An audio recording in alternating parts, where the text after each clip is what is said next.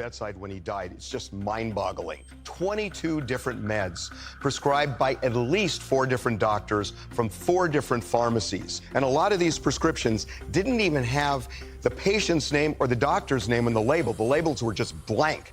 At the most. And by the time I got back up, Micheal was so out of it. So whatever he gave him. What if the king of pop was never truly gone? Imagine an emergency call in the middle of the night, an ambulance racing to a small, nondescript apartment, and a 50-year-old man on the floor, unconscious, not breathing. The paramedic's heart pounds, the siren shrieks, and then a whispered name echoes through the cramped room. Micheal Jackson.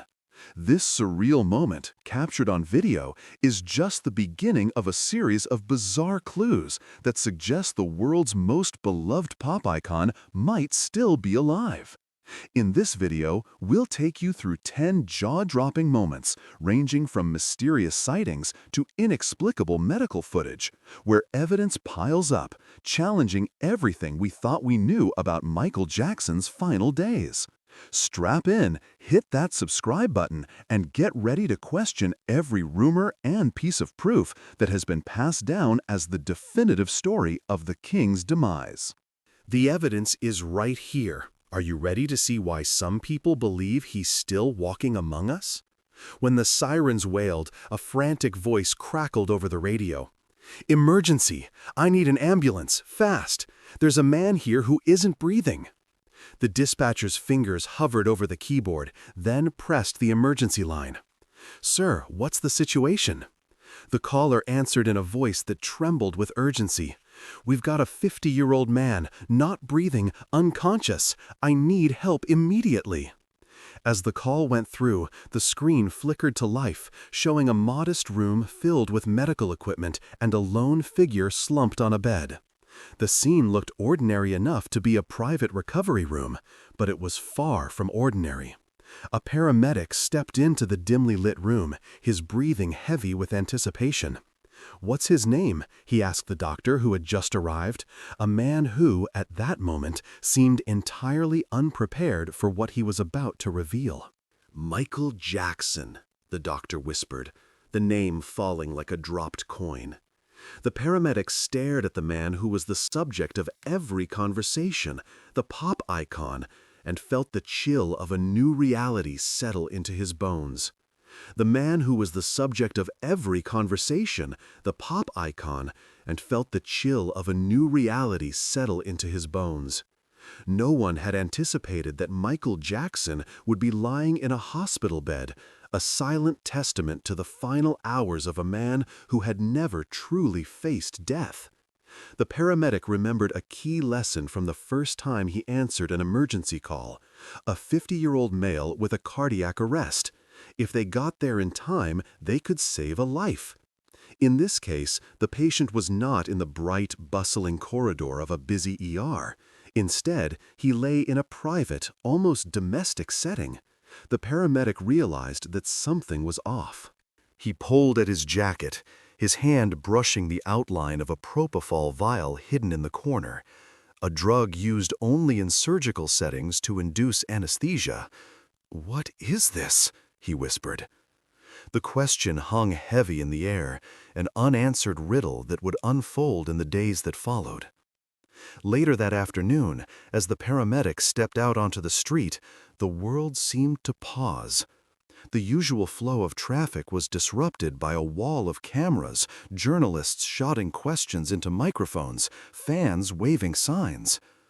The street outside the mansion, where the house was located, was barricaded, a line of police officers holding the entrance. The scene resembled a crime scene more than a routine medical emergency. Yet, the paramedic was not prepared for a death investigation. He had been trained to save lives, not to pry into the private affairs of a deceased icon.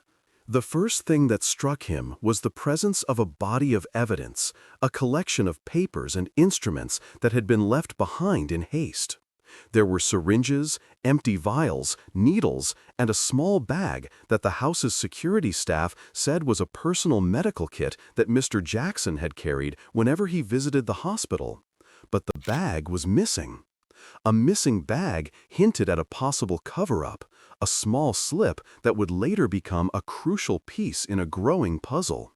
The paramedic's mind, ever analytical, began to connect these dots. If Dr. Murray had left the bag there, why had he not carried it to the hospital? And why would a professional paramedic and physician, under the watchful eyes of the public, pause CPR to clean up the room instead of continuing to beat a heart in its final moments? The next day, a private investigation team arrived at the mansion.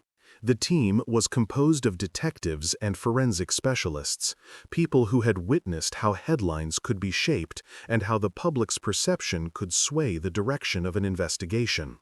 One of the detectives had once witnessed the fall of O.J. Simpson and the subsequent disbelief in the justice system. He knew the weight of public scrutiny and the difficulty of turning a story into a legal case. The detectives interviewed Dr. Murray, who was, at that point, very defensive. "I've administered propofol more than 10 times, more than 20, more than 30 times," he admitted, his voice flat. The detective recorded each word in a notebook, the number of administrations a staggering figure that meant an almost daily dosage of a drug that could induce unconsciousness. "Did you administer it with consent?" the detective asked. Dr. Murray said, "Yes, Michael asked for milk, but the milk was propofol. He needed it to sleep." The confession revealed that, for months, Dr. Murray had been helping the pop star sleep with a drug that should have been administered in a controlled surgical environment. The detectives also interviewed a security guard who had called 911 the night before. The CCTV footage was a treasure trove of moments that seemed mundane at first glance. The footage revealed a man carrying a small bag that would later become a key piece of evidence. The detectives noticed a pattern. The medical bag was not in the immediate area of the emergency, but in a closet, a hidden spot that had been overlooked in the rush of an emergency.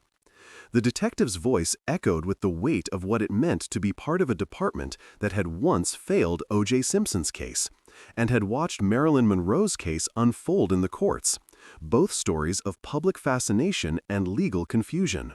The detective's voice echoed with the weight of what it meant to be part of a department that had once failed O.J. Simpson's case and had watched Marilyn Monroe's case unfold in the courts, both stories of public fascination and legal confusion. When the detectives recovered the bag, they found an arsenal of drugs, needles, and empty vials that told a story of a physician who had made a decision that might have saved a life. The bag contained propofol and lidocaine, a mixture that could induce unconsciousness. The bag also held empty syringes and needles that had been used and discarded in the room. The detectives realized that the bag was a silent testament to a physician who, perhaps in his own mind, had thought he was acting in the patient's best interests. Yet, when the patient was not breathing, the doctor's hesitation and the act of cleaning the room before continuing CPR sent a message that would haunt the detectives and the police for days. The detectives, working in a department that had a history of high-profile cases, felt the pressure of public scrutiny. They had seen cases like O.J. Simpson and the Kennedy assassination, where the public's eyes were on them and their actions could be dissected and criticized. They knew the stakes were higher with a figure as beloved as Michael Jackson, and they felt the weight of that responsibility settle on their shoulders. The detectives' investigation also brought them into the autopsy room, a room that was locked and secured from outside. The detectives entered in silence, the doors closed, and the only sound was the faint hum of the air conditioning. The autopsy took hours, a painstaking process that focused on every inch of the body, especially the scalp. Even though Michael Jackson had appeared in public with flowing hair, the forensic pathologist had to look at the real physical body, a man who had had scars, a hairless scalp, a stark contrast to the image that fans had loved. The pathologist took note of the absence of hair on the sides, the severity of the scarring, and the fact that there was no visible trauma that could explain an overdose. The initial toxicology report came back with a clean bill of health. Yet, the absence of any clear cause of death left the investigators scratching their heads. What they did find in the body, though, was an unsettling paradox. A 50-year-old man who had appeared healthy, whose body had no obvious cause of death. The body's health was not the problem. It was the mystery of why the paramedic had found propofol hidden in the corner, why Dr. Murray had administered it repeatedly, why he had a bag in a closet, and why CPR had been paused for a moment to clean the room. All these questions seem to lead back to one man, one doctor, one decision, one life that had ended too soon, or perhaps too early. The paramedic's voice in the final recording was calm, reflecting a man who had spent years in the emergency department, saving lives, and now standing in a room that seemed both ordinary and extraordinary. He told the story of how a paramedic's first instinct was to save a life, how the paramedic had been trained to treat a cardiac arrest and not to look for a death investigation, how the paramedic had answered an emergency call for the first time, and how that call had shaped a story that would live on. The detectives went back to the mansion to find a small closet, a place that had been overlooked in the chaos. Inside, they found a bag with needles, syringes, empty vials, and the rest of the evidence. The bag seemed to be an attempt to keep the drugs hidden, a small mistake that turned into a vital piece of evidence. It revealed how the physician had used the drug in a private setting, perhaps believing that the patient was willing, and how that decision had changed the story. It also showed how the doctor had stopped CPR to clean up, a decision that the detectives would later consider suspicious. The investigation became a narrative of a death that may have had more to it than a simple overdose. It was a story of a physician who, perhaps in a rush or in a moment of confusion, paused CPR to clean the room. The narrative was of a story that would be scrutinized by the public, examined by a department that had seen so many high-profile cases fail and succeed, a department that had watched the O.J. Simpson case fail and watched the Kennedy assassination unfold.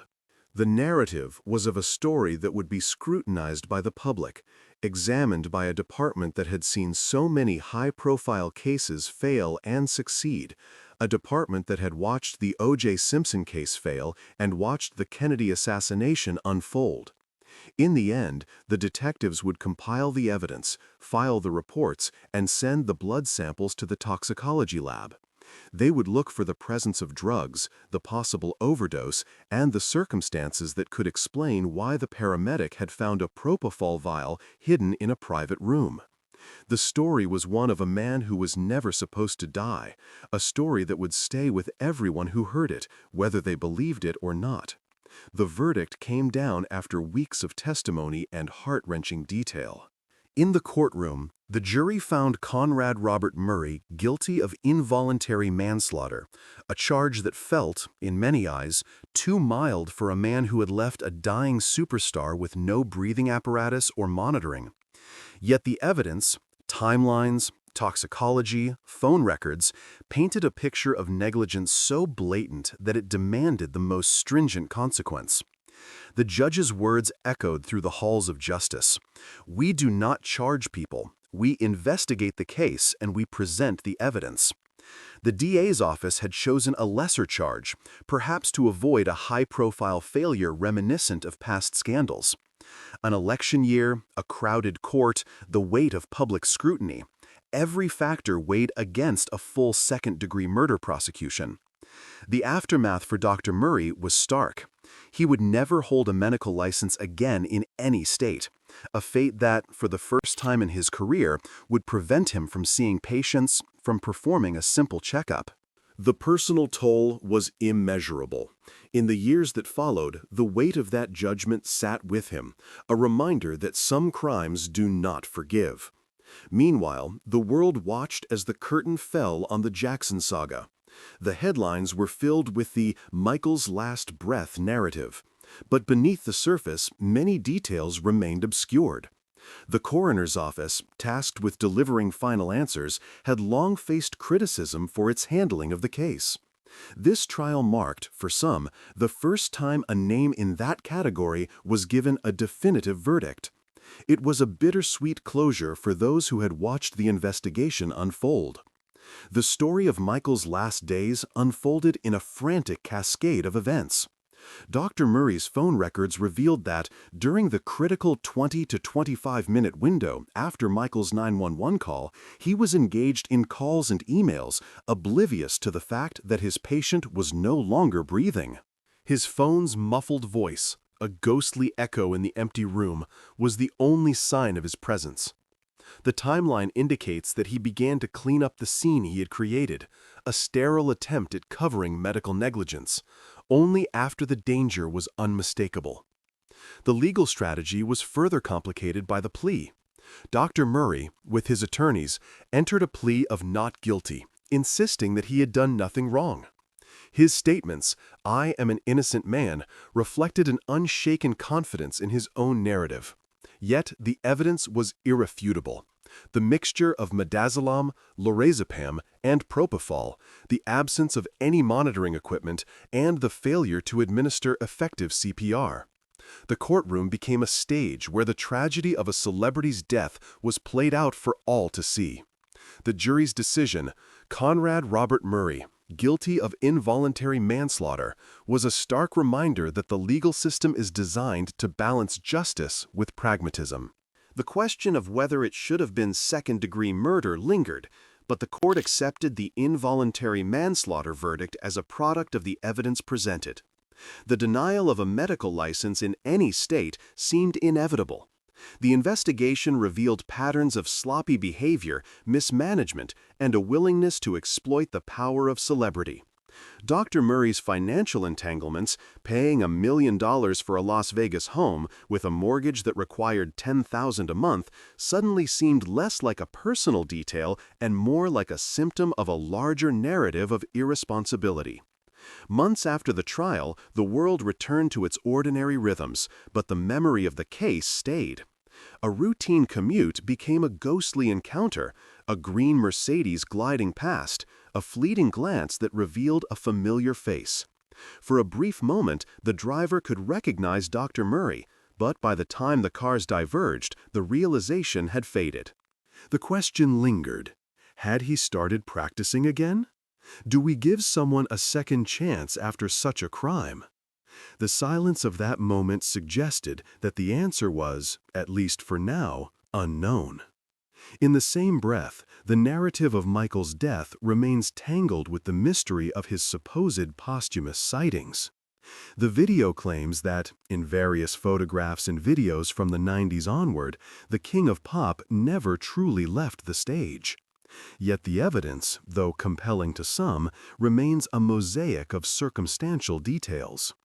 The claim that Michael still walked the earth is underpinned by a series of alleged sightings, from a man in a suit resembling the artist at a New York event to a woman in a red dress at a performance. Each sighting, presented with photos and timelines, creates a web of intrigue. The narrative weaves through each instance, drawing viewers into a conspiracy that keeps the myth alive. As we delve into each alive moment, the story takes on a rhythmic cadence. Each claim, from a whispered conversation in a hotel lobby to a blurry image on a billboard, is dissected. The narrative asks, what does it truly mean for a celebrity to be still alive? Is it a metaphor, a signal of resilience, or a literal claim? The video posits that these sightings are more than anomalies. They are intentional proof, a secret communication to fans that the pop icon endures. In the footage of Dr. Murray's legal ordeal, the legal team argued that a second-degree murder charge would have been more appropriate, given the reckless disregard for Michael's life. Yet the prosecution, balancing public sentiment and the likelihood of a successful case, opted for involuntary manslaughter. The defense's argument that Dr. Murray had no motive to kill failed in the face of a clear timeline of abandonment and negligence. The legal documents uncovered a contract between the artist and his management company that stipulated a monthly stipend for Dr. Murray. A figure of $150,000 per month, a staggering sum that could have been the lifeline for Dr. Murray's personal debts, added another layer to the narrative. The financial pressure, coupled with the desire to maintain his practice, might have driven the physician toward a dangerous path. Yet the narrative remains ambiguous about Dr. Murray's intent. Was he a victim of the system or a perpetrator of tragedy? The court's decision suggests both, a man who made a grave mistake and one who was held accountable for the consequences. After the verdict, the world moved on. The police, the legal team, and the public all returned to their daily lives, but the memory of the case lingered. The narrative frames this as an unresolved chapter that will continue to haunt all who were involved. The emotional weight of that decision was reflected in the courtroom, where the judge's remarks underscored the gravity of the case. He noted that he had never seen a case like this before, and that the verdict would be etched into his memory forever. In the months that followed, a series of personal encounters added layers to the story. A routine drive revealed a familiar face, a green Mercedes with Dr. Murray. That fleeting recognition brought the past into present reality. It was a reminder that justice, while served, does not erase the past. The narrative asks whether the public can truly forget such a figure, or whether the shadow of the case lingers in the collective consciousness. Returning to the theme of Micheal's supposed posthumous presence, the video stitches together the evidence of sightings with the forensic details. The narrative suggests that Micheal's image was used in various contexts, photographs, performances, and broadcasts, to create an aura that kept his legend alive. Each image is presented as proof that the King of Pop has left an indelible mark that persists in public perception. The narrative acknowledges that the story is still incomplete. The police investigations, the lawsuits, the financial revelations all point to a complex web that remains open to interpretation. The claims that Micheal was alive are not merely rumors, they are an integral part of the cultural tapestry that continues to fascinate. The mystery of his demise and the legal fallout create an ongoing story that fuels speculation, keeps the debate alive, and ensures that the conversation never truly ends. The conclusion of the narrative is not a resolution, but a reaffirmation of the enduring nature of the myth. It reminds viewers that the evidence of Micheal's posthumous presence is not a simple fact, but a composite of many elements that intertwine to keep the legend alive. Each sighting, each legal document, each claim adds a thread to this story. It invites the audience to consider the possibility that Micheal is still with us, not only in the physical sense, but in the hearts and minds of those who loved him. Each fragment of evidence, from whispered claims of sightings to courtroom testimony, weaves an intricate tapestry that invites ongoing speculation. It preserves the myth of Micheal, reminding us that whether or not he truly walked among us after his death, the music, the memories, and the enduring questions keep his legacy alive, continuing to resonate with new generations.